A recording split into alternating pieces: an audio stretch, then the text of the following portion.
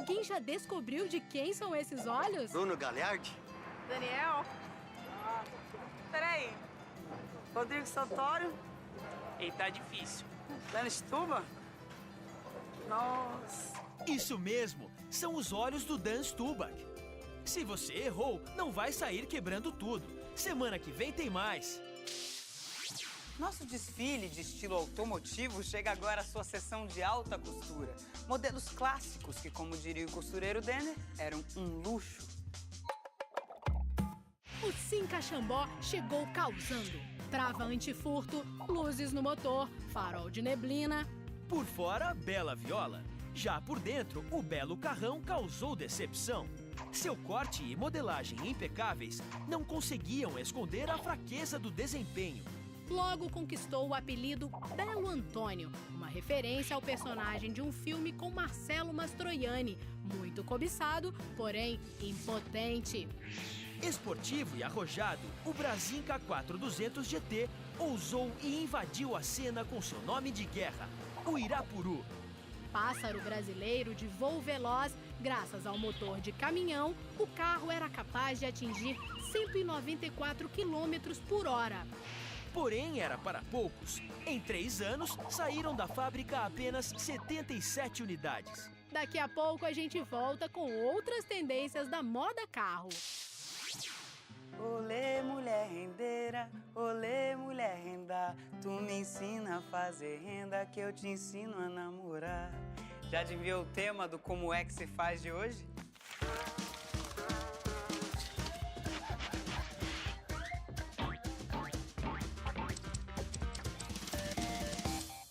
Comecei a fazer renda, eu tinha 10 anos. Que aprendi com a minha mãe.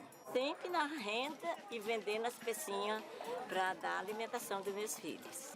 Mandacaru, quando florada seca, é sinal que a chuva chega no sertão. Toda menina... E aqui, jovem, são umas agulhas natural. Nós trabalhamos com essa agulha, por quê? Porque não enferruja nem suja o trabalho. Para fazer a renda de birro, primeiro encher a almofada. A almofada é enchida com a palha da bananeira. Segundo, que é o papelão. E depois nós enchemos os birros para fazer a renda de birro. Nós temos trabalho até de 100 birros. 50 pazinhos desse, então 50 dá 100. Aqui eu vou começar, né? Aí vira a direita, a esquerda, vira a direita, põe esse aqui dentro. Então já fiz o trocado, que já vai caminhando a trancinha, né? Agora eu vou começar a fazer a folhinha. Nós chamamos folhinha, mas nós conhecemos pela baratinha, a barata de renda de bico. Uma peça de bico nós passamos uns 15 dias. Se nós trabalhar todo dia, né? Aquelas largas, nós passamos 2 meses, 3 meses para fazer uma peça. Depois que eu dou um nó em todos os birros, aqui eu corto. Olê, mulher renda. Vocês conheceram um pouquinho do meu trabalho. Sou formada, multiplicado por nós mesmos, rendeira. Meu sonho é isso aqui, mais nada. Lampião. Eu animo muito aqui o turismo. Ele sai aqui, me abraça. Ele parece um sorvete bárbaro e sua cartolinha é um estouro. Você sabe quem é ele? O boneco Frigidaire, é claro. E sabe quem é a moça bonita que se apaixona por seu olhar gelado? Regina Duarte, com apenas 17 aninhos.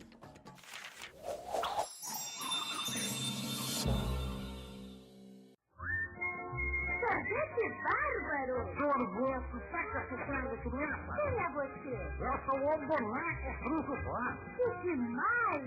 Sua cartolinha é um estouro! Olha, até que você estava andando. Tô apaixonada pelo seu olhar gelado. O meu nome é Frigidaire. Frigidaire, é o que todo mundo quer Frigidaire. Nos fins do século XIX, pipocavam nas bancas diversos semanários que falavam com muita graça de assuntos que deixavam qualquer um sem graça. Você sabia dessa?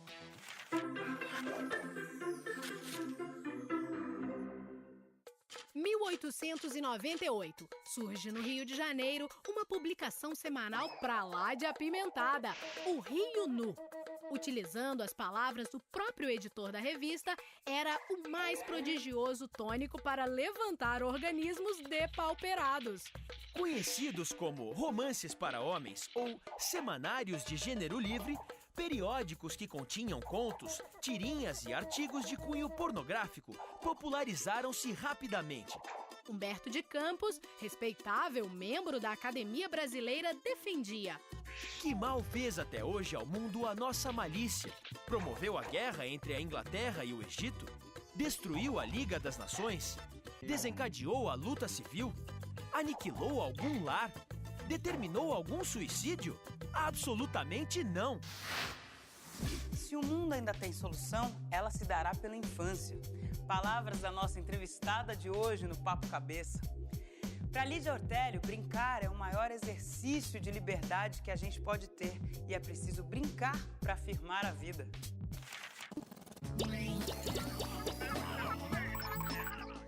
É onde se faz o exercício fundamental da liberdade, é brincando. O menino brinca porque ele é talhado para a felicidade. Então ele vai buscar na expressão que ele mais precisa exercer, porque ele experimenta uma expansão da consciência. Porque os brinquedos, eles são expressões das necessidades de crescimento do ser humano ainda novo. E os meninos, eles inventam novos e reinventam os velhos. Então, por que você brinca de amarelinha? Tem uma hora que o menino percebe que ele tem dois lados. Isso para ele é muito interessante, ele perceber de repente que ele pode ficar de um lado ou do outro. E ele brinca com a força de gravidade, que ele, com a sua vontade, ele domina. Isso dá um gosto imenso a ele, ver que ele é capaz de se manter de um lado ou do outro. E a amarelinha é fruto disso.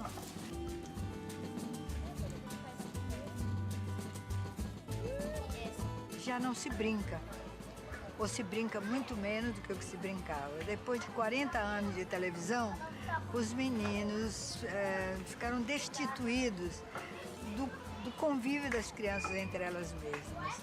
Criança não é para ter sala de aula, criança é para viver com graça, com alegria, para afirmar a vida. Se isso acontece, é natural, o ser humano é um ser aprendente, ele quer saber de tudo o tempo inteiro. Então não precisa essa situação artificial de escola com um programa que é todo ele talhado para os meninos terem determinados empregos e chegarem ou não chegarem nos lugares que os pais almejam, entendeu? Eu acho que ser humano é muito mais do que isso.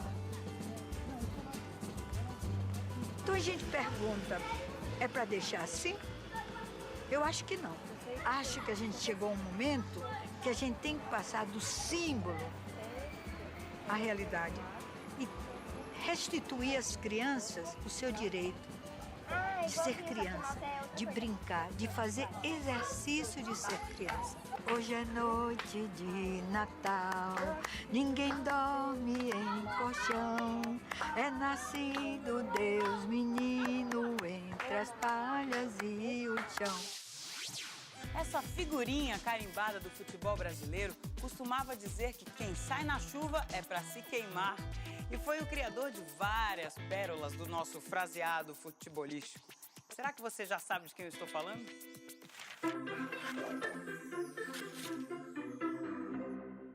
Jogador tem que ser completo como o pato, que é um bicho aquático e gramático.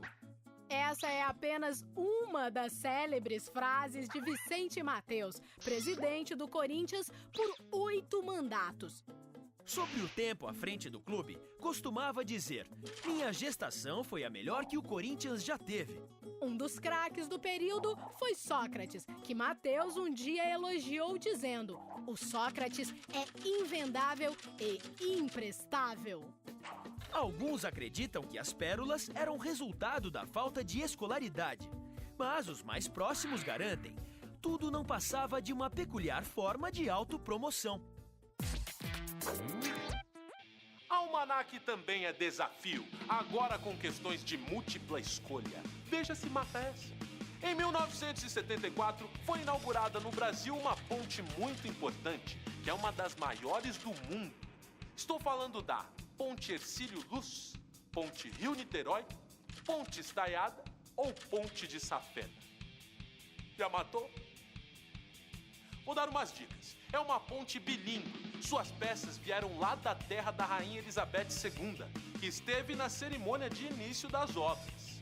Tem 8 vias e a extensão total de 13,29 quilômetros. E aí, já descobriu? Acertou quem disse Ponte Rio-Niterói. É a própria. Tão importante no Rio de Janeiro que seus habitantes se referem a ela apenas como a ponte. Chegamos ao momento final do nosso desfile sobre rodas. Mas vamos fechar com modelitos que causaram furor nas décadas de 70 e 80. Enfim, um carrão pequeno. Com esse glorioso slogan, o Fiat 147 invadiu as passarelas. Primeiro carro a álcool produzido em série. Tinha motor transversal e bom espaço interior. Os pedais eram pequenos e suaves como o volante. Mas seu grande trunfo era o design. Diferente, compacto, retangular.